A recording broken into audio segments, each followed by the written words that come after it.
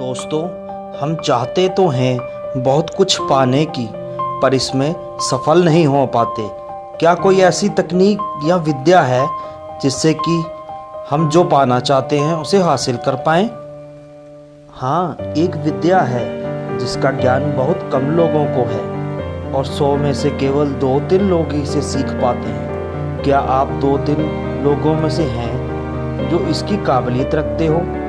आज ये कहानी आपकी आंखें खोल देगी और आपको असीम ज्ञान देगी जिसका उपयोग बहुत कम लोग कर पाते हैं। एक साधु घाट किनारे अपना डेरा डाले हुए था। वहाँ वे धुनी रमाकर दिन भर बैठा रहता और बीच बीच में ऊंची आवाज में चिल्लाता, जो चाहोगे वही पाओगे। उस रास्ते से गुजरने वाले लोग उसे पागल समझते थे।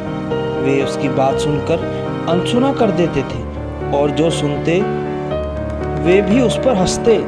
एक दिन एक बेरोजगार युवक उस रास्ते से गुजर रहा था। साधु की चिल्लाने की आवाज सुन के उसके कान खड़े हुए।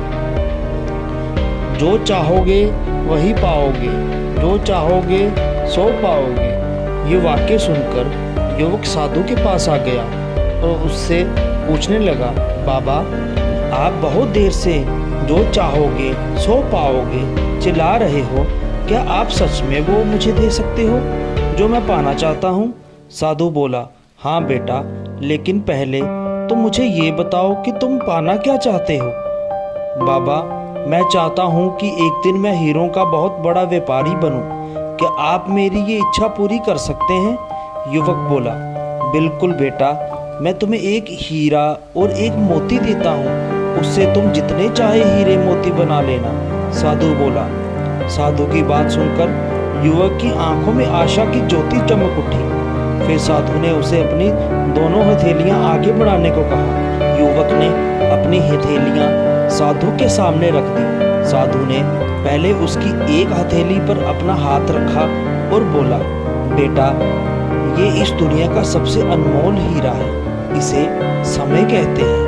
इसे जोर से अपनी मुट्ठी में जकड़ लो, इसके द्वारा तुम जितने चाहे उतने हीरे बना सकते हो। इसे कभी अपने हाथ से निकलने मत देना। फिर साधु ने अपना दूसरा हाथ युवक की दूसरी हथेली पर रख कर कहा, बेटा, ये दुनिया का सबसे कीमती मोती है, इसे धैर्य कहते हैं। जब भी किसी कार्य में समय लगने के बाद भी वांछित परिणाम प्राप्त ना हो तो इस धैर्य नामक मोती को धारण कर लेना।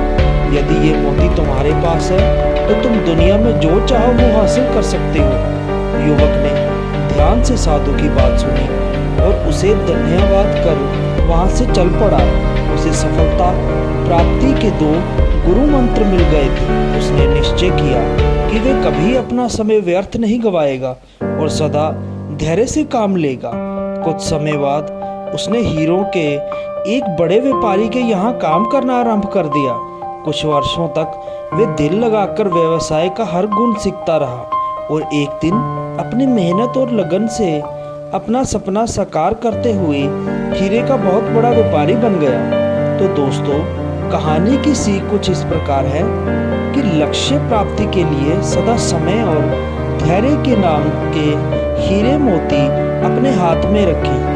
अपना समय कभी व्यर्थ ना जाने दें और कठिन समय में धैर्य का दामन ना छोड़ें। सफलता अवश्य प्राप्त होगी। ये 2 गुरु मंत्र हमेशा याद रखना, इसका उपयोग करना।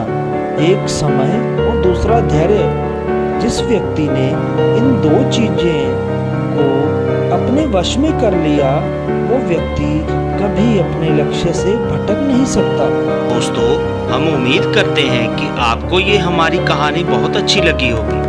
ऐसी और कहानियाँ देखने के लिए कृपया हमारे चैनल द मोटिवेशनल स्पीच को सब्सक्राइब करें। तब तक के लिए धन्यवाद।